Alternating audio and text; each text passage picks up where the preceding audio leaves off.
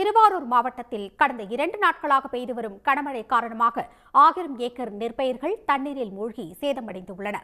கூடுதல் விவரங்களுடன் இணைகிறார் செய்தியாளர் வெங்கடேஷ். முழு விவரங்கள்.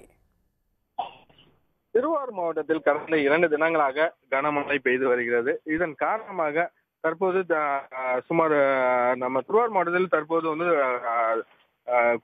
குறுவை நெல் சாகுபடி முடிந்த நிலையில் தற்போது தாளடி நெற்பயிர் வந்து தொடங்கி நடைபெற்று வருகிறது. இந்த சாகுபடி வந்து தீவிரமாக விவசாயிகள் ஈடுபட்டு வரும் நிலையில தற்போது வந்து திருவாரூர் மாவட்டம் திருத்துறைப்பூண்டி அருகே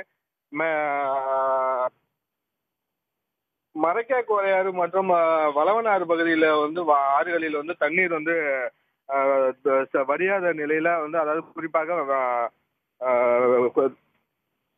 வெங்காய தாமரை வந்து அதிக அளவில் மண்டி இருப்பதால் தண்ணீர் வந்து வடியாத நிலையில அதே பகுதியில் உள்ள மேலமருதூர், எழிலூர், பிச்சன் கோட்டகம் உள்ளிட்ட கிராமங்களில் சுமார் 1000 ஏக்கருக்கு மேல் வந்து தற்போது நெற்பயிர்கள் வந்து தண்ணீரில் மூழ்கியுள்ளது. குறிப்பாக இதே போன்று வந்து 45 நாட்கள் ஆன பயிர்களும் வந்து தண்ணீரில் மூழ்கும் அபாயமும் ஏற்பட்டுள்ளது.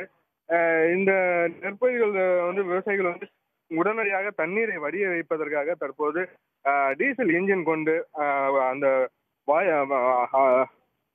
விளைநிலங்களிலிருந்து வாய்க்கால்களில் தண்ணீரை இறைக்கும் முயற்சியையும் மேற்கொண்டு தற்போது விவசாயிகள் தீவிரமான நடவடிக்கையில் ஈடுபட்டு வராங்க.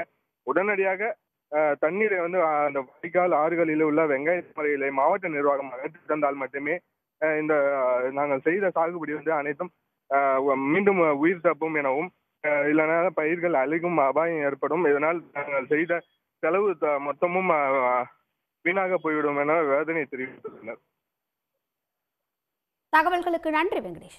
உடனுக்குடன் செய்திகளை தெரிந்து கொள்ள சன் நியூஸ் பெல் ஐகானை கிளிக் பண்ணுங்க.